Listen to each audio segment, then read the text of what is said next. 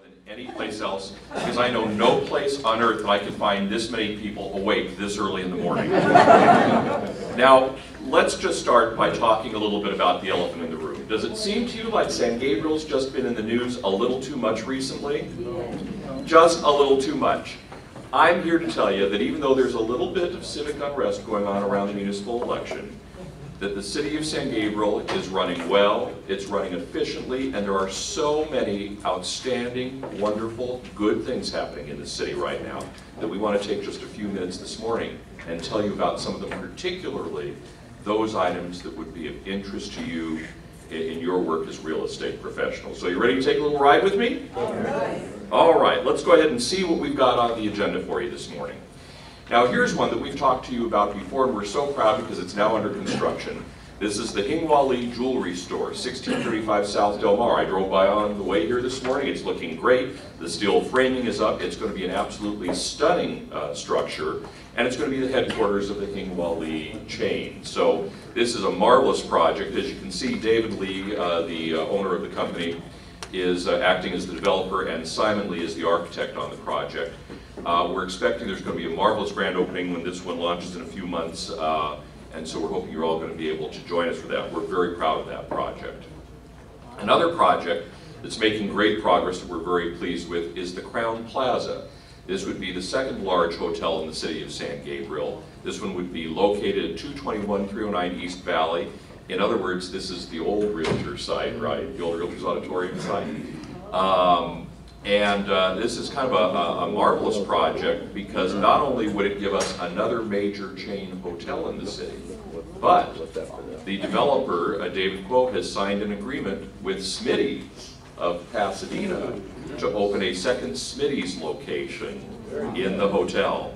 So that's a very, very positive development. Now this one, the Planning Commission and the City Council have approved development standards for the facility, and the project itself is completing an environmental impact report process, at which point it will come back for final approvals.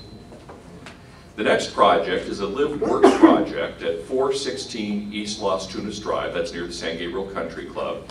And it's going to have both retail and residential units, and it's being developed by Dr. Richard Son of San Marino through his Las Tunas Regency affiliate.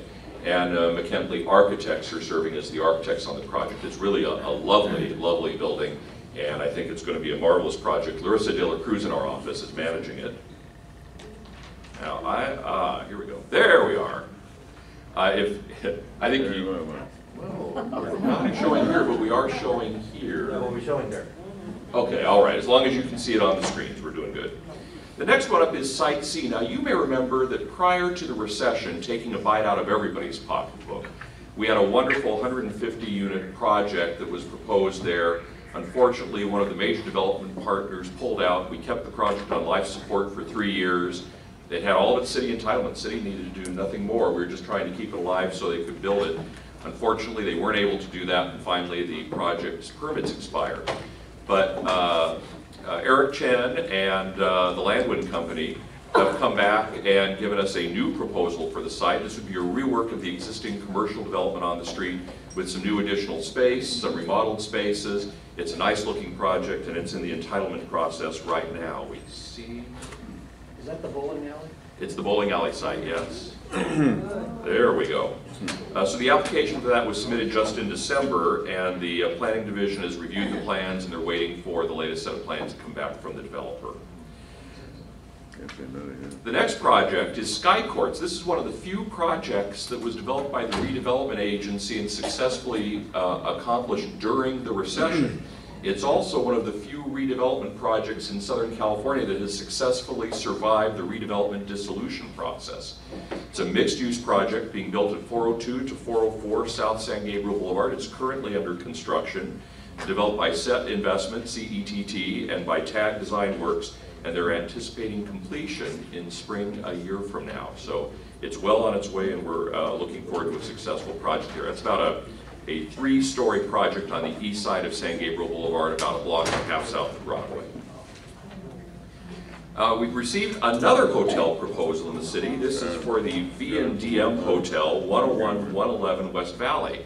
If you know Sonny Chen and the Landwin Company, who developed the Hilton Hotel in San Gabriel, they're now proposing to bring a second hotel project to the city of San Gabriel. There is significant evidence that hotels are doing very well in the San Gabriel market. The San Gabriel Hilton Hotel has consistently operated as high as 80% occupancy, which is considered outstanding for any sort of a hotel. So there's great interest among hotel developers in the San Gabriel market. This would be the second of the hotels that we're looking at today. Planning staff is currently working on some revised plans and technical studies. We're expecting to have the entitlements done by this fall. And of course, all of these are subject to some level of public review, so there's always a little, you never know what bumps may occur along the way during the public review process, but this is an impressive looking project. We would certainly love to have something like this in the city of San Gabriel. The city is also working on improving some of its own facilities. The city's public works yard dates back to the 1930s. Currently, 22 employees work out of a space that's about half the size of this room. The plan is to relocate the public works facility to the city's transfer station site, and by doing that, make room for a new police facility to be built in San Gabriel. The police department has not seen any expansion of its facility since 1962, even though the city's population has more than doubled in the intervening years. So the first step would be to build a new public works facility. This is about a $10 million facility. The city has more than $5 million in cash available to build it, so it's actually going to be an easy structure to finance. But we are taking our time to make sure that we can do this the right way. Most of the entitlements are now done, but the project would hopefully go out to bid a little later this spring. This is the facility that will be able to be built if the Public Works Department is able to relocate. It's the San Gabriel Police Facility, same location as the old one on the northwest corner of Del Mar and Mission Roads. This would be about a 30,000 square foot police facility that would handle the city's needs for the next 30 years or more. It's being designed by WMM Associates, which is a prominent architect in the police facility design field. The architectural design has been approved by the city's design review board, and we're still working on lining up the financing to be able to get the project done. It helps in a case like this to have shelf-ready plans, because then that makes you available for grants and things that require the availability of shelf-ready plans. So we've made some good progress on that, and we're hoping to be able to issue permits on it sometime in the near future. Another big project of interest to many of you will be the Alhambra Wash Bridge replacement. You know that place down by the San Gabriel Square where Del Mar narrows and goes across a narrow old-fashioned bridge right at the commercial center entrance? Well, that bridge is not a terribly safe bridge. Federal authorities say it needs to be replaced, and the city has received funds to replace that bridge. We've given those funds to the county's Department of Public Works because they're more experienced at major bridge construction than we are. So they're going to do the construction of the bridge for us. It's in its final design and environmental review process, and the project is being handled by Algis Marshuska of the city's engineering staff. But we're hoping to have that underway about a year from now. The city has recently received a grant to allow us to install, I believe it's about 25 new bus shelters citywide. This is the preliminary design of the bus shelters. They're going to be contemporary in design, and they're going to be sort of color-coded, because in each of our major development districts there is a streetscape scheme established that has different color palettes available. So this is designed so that the structures can be adapted to the color palette of each of the neighborhoods in which they will be placed. These will not be placed, however, in the historic neighborhoods where there's already an approved bus shelter design for that neighborhood. One of the most critical issues in the city of San Gabriel is street paving. The city has more than tripled the amount of money it has put into street paving in the last 10 years.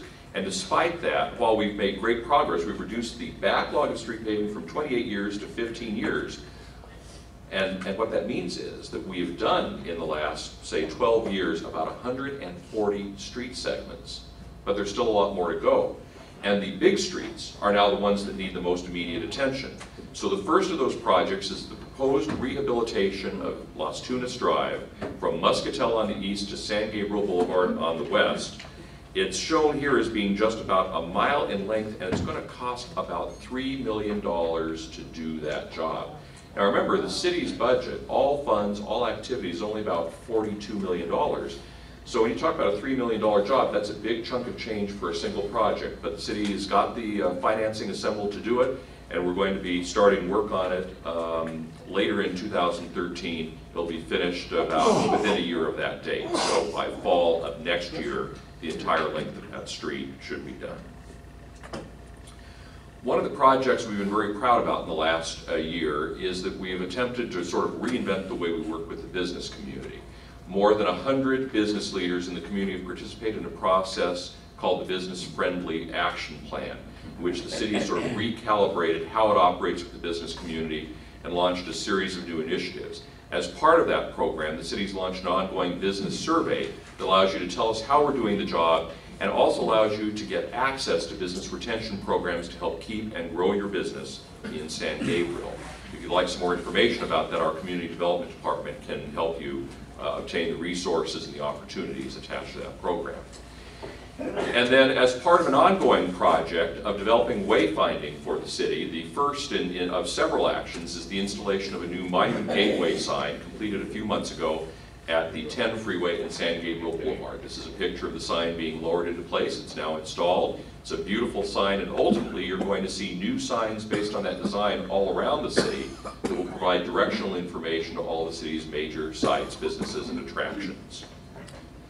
Now that gives you just a quick profile on some of what's going on. I will tell you that in addition to some of the projects you've heard about today, we've asked our Community Development Department to bring exhibits. So some of the projects that are up here are ones you've seen in the slideshow. Some of them are other projects that are underway. I want to mention, I want to thank two people who've been essential in pulling this together. Diana Aguilar, Executive Assistant. Wave to the crowd, Diana. And Assistant Planner Feng Zhao Zhao. Feng, would you wave to the crowd? If you have any questions about these projects, I'm sure they'd be happy to answer them. Actually, Fang would. Diana doesn't work in planning or economic development, so she couldn't answer about the specifics. And of course, I'm happy to answer any questions as well. Now, one final reminder, it is San Gabriel's centennial year. We've had a great start to the year, a float in the Rose Parade. Last weekend, more than 2,000 people came to see the first performances of the Mission Play since 1947. Any of you were there for that? Now, let's have a round of applause. That was an astounding production. In exactly, just slightly less than 2 weeks, April 24th, we will have a time capsule opening at noon, high noon, on the lawn of the Mission Playhouse. And on the evening of April 24th, the actual date of our anniversary, there will be a gala dinner at the San Gabriel Country Club. We hope you're able to participate in those or many other events that will be happening between now and December when we conclude our centennial year. You can find out information by checking out the city's website at www.sangabrielcity.com.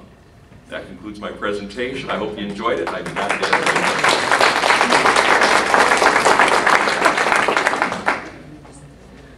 Good morning, Steve. Cesar Aviles, Coldwell Banker, George Realty. I have a concern from citizens in the city of San Gabriel. Is the city planning a tour bus depot and enough parking for people that are taking those buses that go to the casinos? Valley Boulevard seems to be very crowded, and so I was wondering if the city is addressing that issue. There was an effort made about 5 years ago to address the issue of tour buses. The council did not reach resolution on a particular strategy other than using conventional code enforcement tools. What I would say is that if you folks or people in this room are seeing such an explosion or a growth of concerns that you'd like to have a meeting with us, I'd be happy to set up a meeting so we can sit down and talk about it. This is probably the first time recently I've heard these complaints, although several years ago we had quite a spate of them.